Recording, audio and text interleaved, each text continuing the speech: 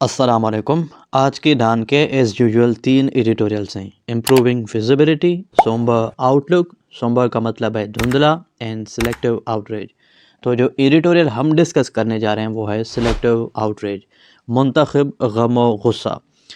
Outreach کا مطلب ہے ابیوز، غم و غصہ. The fact that India has not been included in the list of countries of a particular concern in the context of religious freedom by the US appears to be a decision colored by geopolitics. حقیقت یہ ہے کہ امریکہ کی طرف سے مذہبی آزادی کے تناظر میں ہندوستان کو خاص تشویش والے ممالک کی فہرست میں شامل نہیں کیا گیا ہے.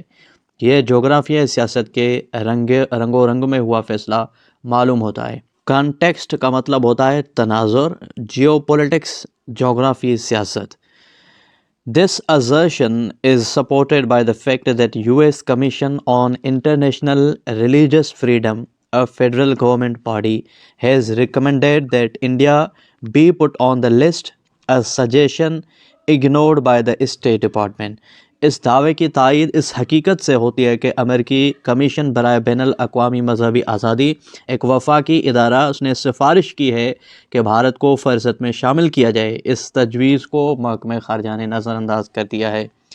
اگنور اور ازرشن کا مطلب ہے دعویٰ کرنا، اور اگنور کا مطلب ہے نظر انداز کرنا. اوائڈ اس کا سینونیم ہے. While legitimate questions arise about whether America should be issuing such lists at all, as opposed to neutral multilateral bodies or human rights watchdogs, if the US wants to make these designations, there should at least be a semblance of a balance in the process.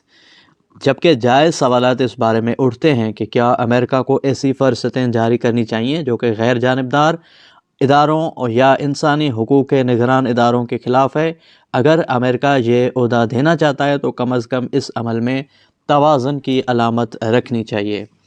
Legitimate کا مطلب ہے قانونی، lawful اس کا synonym ہے. Semblance متشابہت، comparison. While America's geopolitical foes such as China, Russia, Iran and North Korea are on the list of alleged violators of religious freedom, as are Pakistan and Saudi Arabia, the omission of India is indeed glaring. جبکہ امریکہ کے جغرافی سیاست دشمنوں جیسے چین، روس، ایران اور شمالی Korea مذہبی آزادی کی مبینہ خلاف ورزی کرنے والوں کی فہرست میں شامل ہیں. پاکستان اور سعودی عرب بھی شامل ہیں، تاہم بھارت کی کوتاہی واضح اس میں نظر آ رہی ہے. اس میں کچھ ورڈز ہیں. فوز کا مطلب ہے دشمن، اینیمی. الیج کا مطلب ہے الزام لگانا. اڈیوس ایک اور ورڈ ہے، جیاری کا ورڈ ہے. اڈیوس مطلب الزام لگانا. اومیشن ترک کرنا، کینسل. اور گلیئر ایک زبردست ورڈ ہے، آنکھیں دکھانا. ٹو بلیز اس کا سینونیم ہے.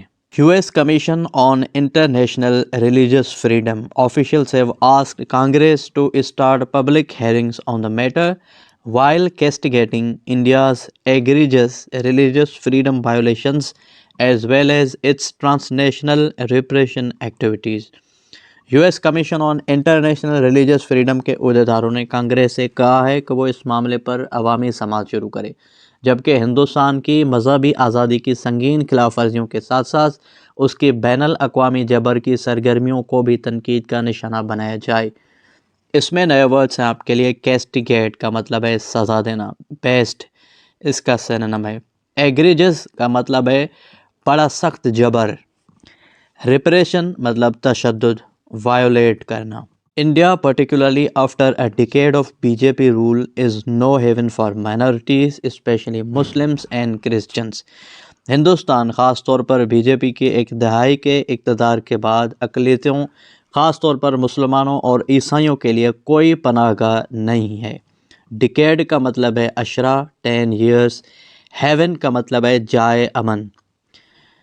Indian Muslims are the favorite targets of Hindutva mobs, while the government apparatus, particularly in BJP-ruled states such as Uttar Pradesh, is openly hostile to community.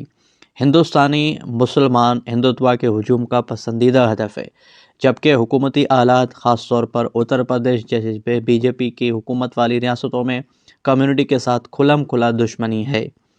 Meanwhile, there was widespread religious violence targeting Christians in Manipur last year. गुज़िश्ता साल मणिपुर में ईसाइयों को निशाना बनाते हुए बड़े पैमाने पर मजहबी तशद्दुद हुआ था। इसमें नया वर्ड है आपके लिए वाइड स्प्रेड, दूर दराज तक, बाउंडलेस इसका सिनोनिम है। With the upcoming Indian elections likely to return another pro-Hindutva government at the center, things are unlikely to improve for India's minority. आने वाले हिंदुस्तानी इंतखाबात में मरकज़ में एक और हिंदुत्व हुकूमत की वापसी का इम्कान है। हिंदुस्तान की अक़लियतों के लिए हालात बेहतर होने का इम्कान नहीं है। It is difficult to see how the State Department can turn a blind eye to such repression.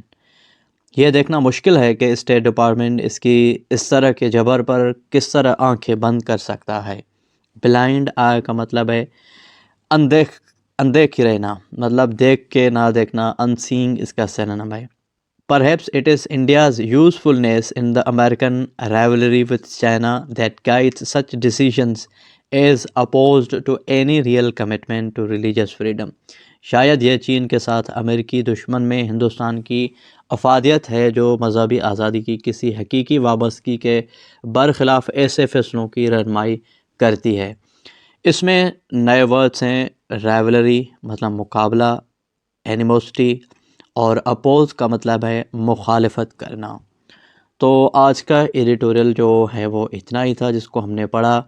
ये वीडियो सीरीज़ है जस्ट आपके रीडिंग स्किल्स बेहतर करने के लिए। आप पढ़ें, समझें और वोकैब अपनी बेहतर करें, प्रोनाउंसिएशन अपनी बेहतर करें।